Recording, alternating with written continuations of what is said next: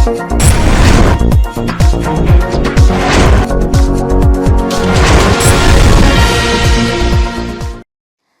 आप देख रहे हैं एनपीटीवी न्यूज परिक्रमा और मैं हूं आपके साथ मानवी ठाकुर। घंटों से लापता चल रहे प्रिंस का शव गांव के ही एक खेत में खून से लथपथ हालत में पड़ा मिला। परिजनों और ग्रामीणों ने जब ये दृश्य देखा तो पूरे गांव में कोहराम मच गया। मौके पर पहुंची पुलिस ने शव को कब्जे में लेकर पोस्टमार्टम के लिए भेज दिया है और जांच शुरू कर दी है। एसपी देहात सागर जैन ने बताया कि पुलिस कई एंगल से जांच कर रही है और हत्यारों की तलाश तेज कर दी गई है। इस वारदात के बाद डालेवाला गांव में मातम का माहौल है और लोग इंसाफ की मांग कर रहे हैं। 2025 को थाना नकुड़ को ग्राम डालेवाला में करीब गांव से 300-400 मीटर दूर एक खेत में एक शव मिलने की सूचना प्राप्त होती है। इस सूचना पर थाना नकुड़ पुलिस की टीम, क्षेत्राधिकारी नकुड़, फील्ड यूनिट एवं मेरे द्वारा घटनास्थल का निरीक्षण किया जाता है। शव को कब्जे में लेकर पोस्टमार्टम के लिए भेजा जाता है। मृतक की जो पहचान है वो प्रिंस कश्यप सन ऑफ काका, जिसकी उम्र लगभग 16 वर्ष है और जो ग्राम डालेवाला का ही रहने वाला है, के रूप में हुई है। इसमें परिजनों की तहरीर के आधार पर अभियोग पंजीकृत कर अग्रिम वैधानिक कार्रवाई की जा रही है। चिलकाना में 11 मुहर्रम को नगर के इमाम बाड़े में दुज्जे की मजलिस का आयोजन किया गया। मजलिस में करबला के शहीदों और बीबी सकीना पर हुए जुल्मों को याद किया गया। दुज्जे की मजलिस को खिताब करते हुए मौलाना खुर्शीद आलम ने करबला की घटना के बाद अहले बैत पर हुए जुल्मों को विस्तार से बयां किया। उन्होंने कहा कि 10 मुहर्रम के बाद यजीद की फौज ने रसूल ए पाक के घराने की महिलाओं को बेपर्दा कर बाजारों में घुमाया, उन्हें कोड़ों से मारा और उनके खेमों को आग के हवाले कर दिया। मजलिस की पेशखानी मौलाना अर्शी ने की। मार्सिया खानी तासीर हुसैन, गाजी हुसैन, जैनुअल आबिदीन और दानिश ने की। सोगवारों में सैयद अली इमाम उर्फ प्रिंस, सैयद मूसा इमाम, काजिब इमाम, सैयद तारिफ हुसैन, तहरीर हुसैन, शहबाज अली, सैयद रजी हैदर, दानिश जावेद हुसैन, चंदू समर अब्बास, फराज अब्बास, अलमदार हुसैन, रजब हुसैन शामिल रहे।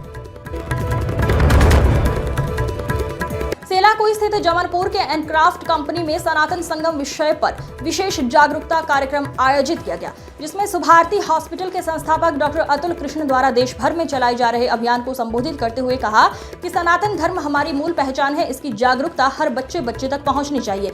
यही संस्कृति हमें जीवन मूल्यों, कर्तव्य और सेवा का मार्ग दिखाती है। उन्होंने धर्म, संस्कार और राष्ट्रहित को जोड़ते हुए सभी को जागरूक होने और अपने कर्तव्यों के प्रति सजग रहने का आह्वान किया।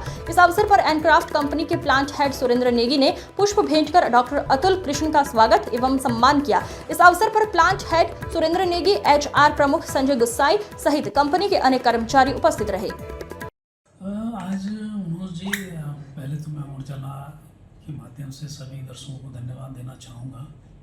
और आज मेरे एनक्राफ्ट इंडिया लिमिटेड में सुभारती के जो ऑनर हैं श्री डॉक्टर अतुल भटनागर जी आए हुए थे और चूँकि उनका बड़ा समाज में बदलाव लाने के लिए, एक सनातन धर्म की परिकाष्ठा को आगे बढ़ाने के लिए बड़ी भूमिका अदा करने जा रहे हैं और करते हुए आ भी रहे हैं। तो उसी संबंध में एक हमारी औपचारिक मीटिंग हुई है और उस मीटिंग के तहत आगे भी हम इस तरह की मीटिंग और लोगों को जागरूक करते रहेंगे।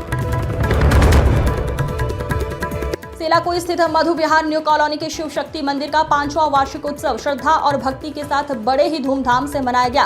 कार्यक्रम की शुरुआत वैदिक विधि विधान के साथ पंडित मुरारी भट्ट द्वारा पूजा अर्चना से हुई। इस अवसर पर महिलाओं द्वारा सुंदर सुंदर भजनों की प्रस्तुति दी गई, जिससे संपूर्ण वातावरण भक्तिमय हो गया। दोपहर को पूजा अर्चना के पश्चात विशाल भंडारे का आयोजन किया गया, जिसमें बड़ी संख्या में श्रद्धालुओं ने भाग लिया और प्रसाद ग्रहण किया। पंडित मुरारी भट्ट ने बताया कि शिव शक्ति मंदिर का ये वार्षिक उत्सव केवल धार्मिक आयोजन नहीं बल्कि सामाजिक समरसता और श्रद्धा का प्रतीक बन चुका है। हर वर्ष यहाँ श्रद्धालु अधिक उत्साह से भाग लेते हैं। इस मौके पर मंदिर समिति के अध्यक्ष शिवपाल सिंह रावत, धीरेन्द्र कंडारी, मीनू शीतल मौजूद रहे।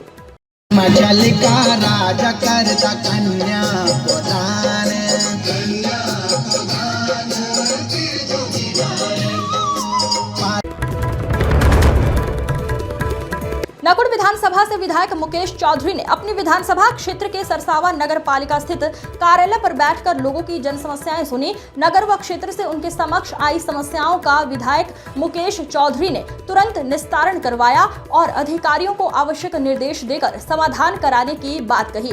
इस दौरान मंडल अध्यक्ष Sagar Chaudhary, Om Kumar, Raju Pawar, sugar mill chairman Pramod Rana, गन्ना समिति के चेयरमैन डॉक्टर प्रीतम सिंह के साथ विद्युत विभाग के एसडीओ और पालिका के अधिशासी अधिकारी मौजूद रहे। सहारनपुर भीम आर्मी जय भीम आर्मी के संगठन के कार्यकर्ताओं ने जिलाध्यक्ष सनी गौतम के नेतृत्व में सैकड़ों कार्यकर्ता ने अपनी मांगों को लेकर कलेक्ट्रेट में प्रदर्शन कर जिलाधिकारी को सौंपा ज्ञापन।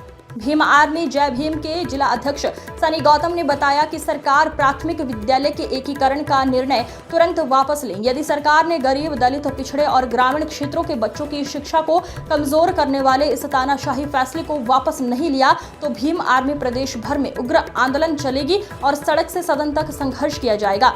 इस दौरान जिला अध्यक्ष अभिषेक कुमार, गुलशन कुमार, किशोर कुमार, अनुज कुमार, प्रदीप गौतम, संजीव नौटियाल, सचिन भास्कर मौजूद रहे। से धरना प्रदर्शन इसलिए किया गया कि अभी हाल ही में सरकार का फैसला आ 16 तारीख में पिछले महीने की, ये फैसला जो सरकार स्कूलों बंद करने का काम किया है सरकार ने और अमीर लोगों को फायदा जनक काम किया, उसको विरोध हमने ज्ञापन दिया है कि जो ये कानून सरकार ने जो कला कानून ये पास किया उस पर रोक लेना चाहिए। और जो इस सरकार ने जगह जगह पर 70,000 ठेके खोले हैं शराब के, इन पर भी रोक लगी था क्योंकि जो जगह जगह पर स्कूल होने थे इन्होंने जगह जगह। नगर निगम जन सुनवाई में वार्ड 62 के क्षेत्रवासी ने सड़क निर्माण व सफाई व्यवस्था और सीवर लाइन को ठीक करवाने को लेकर अपर नगर आयुक्त को अवगत कराकर शिकायत दर्ज कराई। क्षेत्रवासी राव अकबर अली खान ने कहा, वार्ड 62 में सफाई व्यवस्था बिल्कुल चौपट है, सिविल लाइन चौक हुई पड़ी है, सड़कें खस्ता हालत में पड़ी हुई है। कई बार पार्षद को भी अवगत कराया गया है। सड़क टूटी पड़ी है, सीवर लाइन बिल्कुल चौक हुई पड़ी है और जनाब जो पंप लगा था उससे जो पानी ऑन करते हैं ना, पुरानी लाइन है वो फटी हुई है, सब फट जाती है, तो सड़क बड़ी टूट गई है और नाले सफाई कोई वो नहीं है। मेरा कहना ये है कि जब जमादार आप कर्मचारी की ड्यूटी लगाते हैं उसके बाद में जाए और देखे कि वो काम कराया नहीं करा उसने, वो जाते ही नहीं वहाँ पर।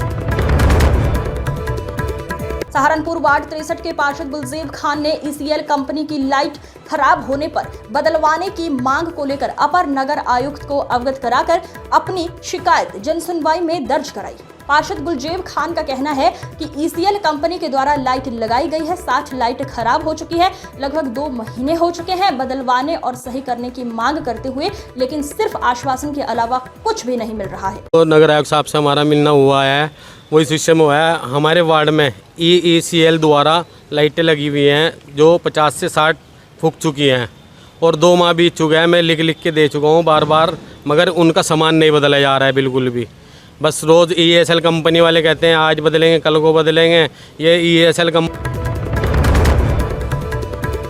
थाना नकुड़ क्षेत्र के गांव घाटमपुर में मामूली कहासुनी ने हिंसक रूप ले लिया। विवाद के दौरान एक युवक ने फायरिंग कर दी जिसमें 37 वर्षीय इंतजार के पैर में गोली लग गई। गोली लगने से मौके पर अफरा तफरी मच गई। घटना की सूचना पर पहुंची पुलिस ने घायल को तुरंत नकुड़ सामुदायिक स्वास्थ्य केंद्र पहुंचाया, जहां प्राथमिक उपचार के बाद हालत गंभीर देखते हुए उसे जिला अस्पताल रेफर कर दिया गया। एसपी देहात जैन ने बताया, गोली चलाने वाला युवक फिलहाल फरार है। घटना के संबंध में तहरीर प्राप्त कर मामले की जाँच शुरू कर दी गई है। आज थाना नकुड़ को सूचना प्राप्त हुई कि थाना नकुड़ क्षेत्र अंतर्गत ग्राम घाटमपुर में एक युवक को 2 लोगों ने वहां पर गोली चलाई है, जिससे कि जांघ में उसे गोली लगी और वह घायल हो गया। इस सूचना पर थाना नकुड़ पुलिस की टीम मौके पर पहुंचती है और जो घायल है उसको तत्काल इलाज के लिए भेजा जाता है, जहां उसे जिला अस्पताल के लिए रेफर कर दिया जाता है। जो घायल व्यक्ति है उसकी पहचान इंतजार पुत्र भूरू निवासी ग्राम घाटमपुर के रूप में हुई है और इन्होंने नामजद तहरीर दी है थाना नकुड़ पर और उस पर मुकदमा पंजीकृत किया जा रहा है। इसमें जो पूछताछ में अभी तक सामने आया है कि जो बाइक के जो 2 व्यक्ति। इस कस्बा गंगोह में रोटरी क्लब गंगोह का अधिष्ठापन कार्यक्रम आयोजित किया गया। कार्यक्रम में मुख्य अतिथि रहे डिस्ट्रिक्ट गवर्नर रवि प्रकाश ने कहा कि रोटरी क्लब गंगोह शिक्षा और मानवीय सेवा के क्षेत्र में सक्रिय रूप से काम कर रही है। इस दौरान कार्यक्रम में रोटरी क्लब के सदस्यों को सम्मानित किया गया और 25 बच्चों को स्कूल बैग वितरित किए गए। कार्यक्रम में नए अध्यक्ष के रूप में विकास सिंघल, सचिव सचिन गर्ग, कोषाध्यक्ष मुकेश गुप्ता ने शपथ ग्रहण की। इस दौरान विनीत अग्रवाल, संदीप जैन, सचिन गोयल, अमित गर्ग, मनीष गोयल, अमित गोयल, शुभम गोयल, अवनीश अग्रवाल मौजूद रहे। कांवड़ यात्रा की शुरुआत हो चुकी है, लेकिन इस बार जो यात्रा सुर्खियों में है वो है नशे के खिलाफ एक मिशन। हरियाणा का एक युवा नशे के विरुद्ध आवाज उठाते हुए बैल बुग्गी को खुद खींचते हुए निकला है हरिद्वार से और गंतव्य है हरियाणा के मुख्यमंत्री नायब सिंह सैनी का आवास। युवक का कहना है कि नशे की गिरफ्त में आज का युवा तबाह हो रहा है। शराब, ड्रग्स और सिगरेट युवाओं की जिंदगी बर्बाद कर रही है। इसी को लेकर उसने गंगा जल के साथ एक संकल्प लिया है कि ये पवित्र जल वो खुद मुख्यमंत्री को भेंट करेगा। एक और जहां लोग कांवड़ यात्रा को केवल धार्मिक आस्था से जोड़ते हैं, वहीं इस युवा ने इसे एक सामाजिक आंदोलन बना दिया है। ये यात्रा एक मिसाल है कि बदलाव सड़क पर उतरकर भी किया जा सकता है। ये आपका नाम? रविंद्र तोमर। रविंद्र जी, आप कहाँ से आ रहे हैं और क्या? देखो जी, मैं जींद से आ रहा हूँ, जो हरियाणा में है, जिला जींद और तहसील सपीदों है। सपीदों से मैंने अपनी यात्रा चालू करी है। तो 20 जून को मैं चला था सपीदों से हरिद्वार के लिए। हरिद्वार से जल उठाकर सीएम हाउस में जाऊंगा, क्योंकि हरियाणा का जो मुख्यमंत्री नायब सिंह सैनी, उसने हरियाणा के अंदर 700 शराब के ठेके बंद करे हैं। नशे के खिलाफ मैं चल रहा हूँ, इसलिए मुख्यमंत्री जी का धन्यवाद करूंगा मैं गंगा जल के साथ। ये हरिद्वार से आने लग रहा हूँ। कब आ गए थे हरिद्वार और कब? 20 जून को गया था और 1 तारीख को मैं हरिद्वार से चला था। कब तक पहुंच जाएंगे? देखो, सफर तो मेरा एक हफ्ते का है, 1 हफ्ता का जाने का, 1 हफ्ते का आने का है।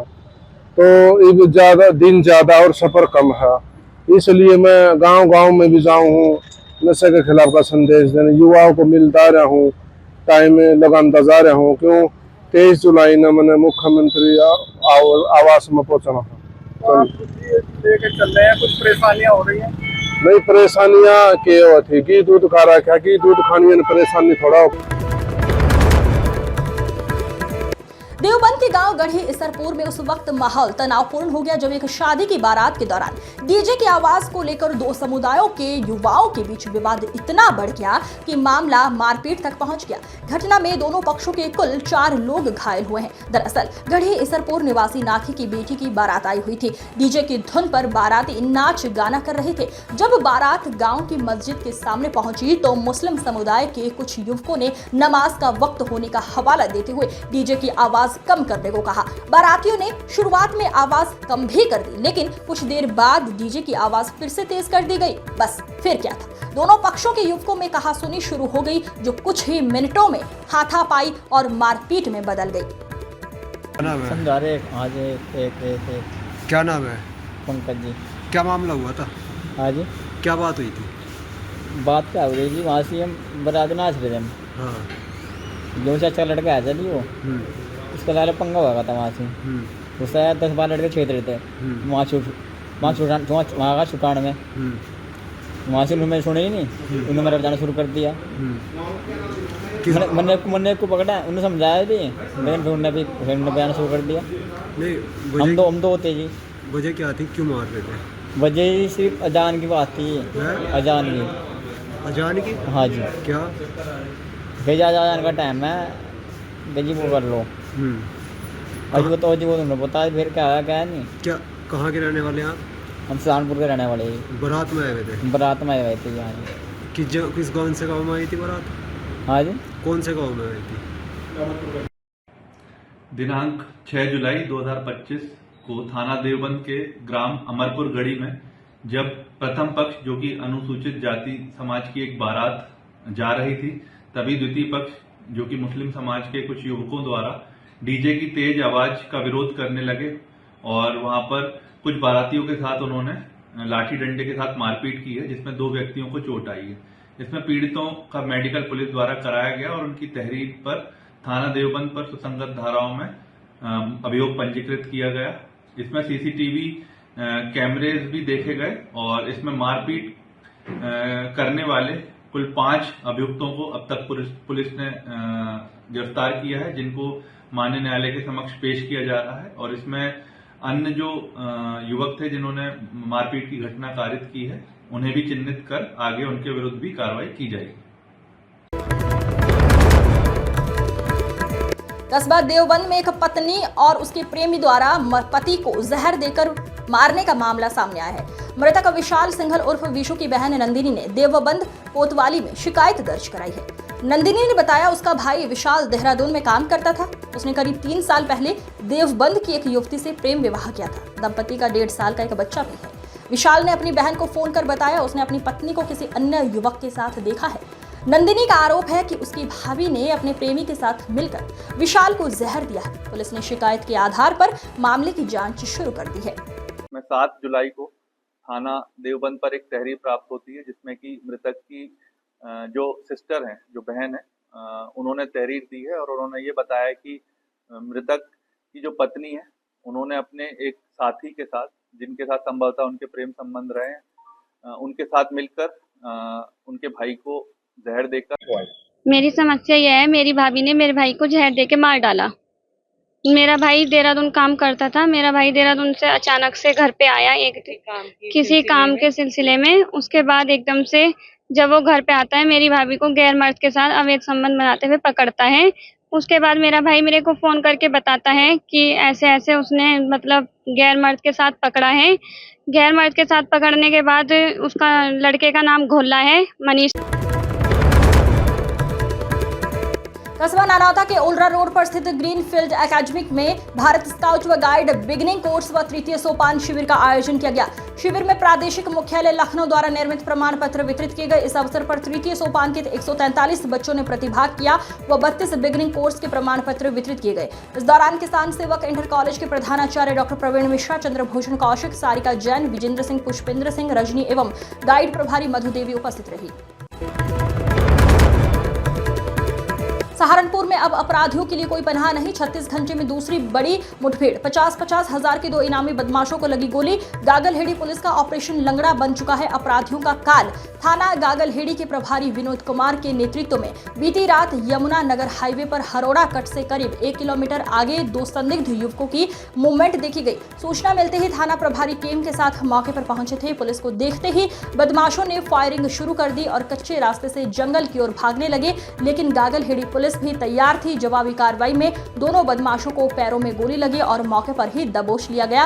एसपी देहात सागर ने जानकारी देते हुए बताया कि सिर्फ 36 घंटे में 3 इनामी अपराधियों को पकड़ना गागलहेड़ी पुलिस की बड़ी कामयाबी है। अब कोई भी अपराधी सहारनपुर में सुरक्षित नहीं। जल्द ही अपराध और अपराधियों का खात्मा किया जाएगा। और पुलिस ने एक शूटर पूर्व में ही गिरफ्तार कर लिया गया और इसमें जो मास्टरमाइंड है उसे भी पुलिस ने गिरफ्तार कर लिया है और इन पे दोनों पे 50-50 हजार रुपए के इनाम भी घोषित था। और इसमें यह भी अवगत कराना है कि पिछले 6 महीने से पुलिस निरंतर इस घटना पर काम कर रही थी और इस घटना के लिए विभिन्न टीम्स का गठन किया गया था और इसमें पंजाब, हरियाणा के जो शूटर्स हैं वहाँ के रहने वाले हैं। तो पुलिस ने निरंतर विभिन्न ठिकानों पर हरियाणा, राजस्थान के एरिया में दबिश दी, पंजाब के एरिया में इसमें दबिश दी गई है, जम्मू कश्मीर में भी हमारी टीम गई है और लगभग 6 महीने में 2 लाख किलोमीटर के आसपास टीम ने ट्रेवल किया है। इसमें कई रात जो है श्रावण मास की कांवड़ यात्रा को शांतिपूर्ण और सुरक्षित ढंग से संपन्न कराने के लिए सहारनपुर जिला प्रशासन और पुलिस ने हर स्तर पर पुख्ता तैयारियां कर ली हैं। पुलिस कप्तान आशीष तिवारी ने जानकारी देते हुए बताया कि ये पूरी व्यवस्था कांवड़ यात्रा की सुरक्षा, यातायात प्रबंधन और भीड़ नियंत्रण को ध्यान में रखते हुए बनाई गई है। ICCC स्मार्ट कंट्रोल रूम से हर गतिविधि पर बारीकी से निगरानी की जा रही है। ड्रोन तकनीक की मदद से संभावित जाम, भीड़ या किसी भी अव्यवस्था पर रियल टाइम अलर्ट मिलेगा और फील्ड टीमें तुरंत एक्शन लेगी। कांवड़ यात्रा 2025 में इस बार भक्ति के साथ सुरक्षा भी हाईटेक है। सहारनपुर प्रशासन ने दिखा दिया है कि श्रद्धालुओं की सुरक्षा अब सिर्फ पुलिस नहीं, टेक्नोलॉजी भी संभाल रही है। जिसमें एक मेन कांवड़ रूट है और बाकी 2 जो कांवड़ रूट है वो मेन कांवड़ रूट नहीं है। इन सभी पे जो CCTV हैं 850 के आसपास CCTV हमने 250 स्थानों पे खुद लगवाए हैं और इसके अलावा जो 5000 CCTV हैं जो ऑपरेशन त्रिनेत्र के द्वारा लगाए गए थे उनकी लॉन्ग लैटिट्यूड के साथ मैपिंग करके उन सीसीटीवी की दुरुस्तता को चेक करते हुए उनका जो लाइव फीड है वो हमने कंट्रोल रूम स्थापित कर रहे हैं, जो थाने पे भी रहेगा, जो सर्कल ऑफिस में भी रहेगा, और वो कंट्रोल रूम की जो फीड है वो मेरे ऑफिस में भी रहेगी। इसके अलावा जो control room ICCC smart city में जो बनाया गया है, इस बार वहाँ पर डीएम साहब और मेरे द्वारा जो है उसको सुचारू रूप से चलाने की व्यवस्था की जा रही है, जिससे कि हम एक अत्याधुनिक मॉडर्न कंट्रोल रूम जो है कांवड़ का बनाएंगे। इसके अलावा सीसीटीवी की जो फीड है वो हम हरियाणा और उत्तराखंड दोनों ही राज्यों से बात करके उनके भी कुछ जो कैमरे हैं उनकी भी फीड ले रहे हैं। और आपने देखा होगा कि कांवड़ रूट पे जहाँ जहाँ सीसीटीवी लगे हुए हैं वहाँ पर अब बोर्ड्स लगा दिए गए हैं कि सीसीटीवी कैमरे की आप नज़र में हैं। तो इस तरीके से जो एक शांति, सुरक्षा और जो आस्था, तीनों चीज़ों पर हमारा फोकस है कि कांवड़ का जो त्यौहार है वो खासतौर से बहुत अच्छी तरह से निकले, शांति व्यवस्था और सुरक्षा के साथ में निकले। और इस अंक में फिलहाल इतना ही। अगले अंक में फिर होगी मुलाकात। तब तक के लिए नमस्कार।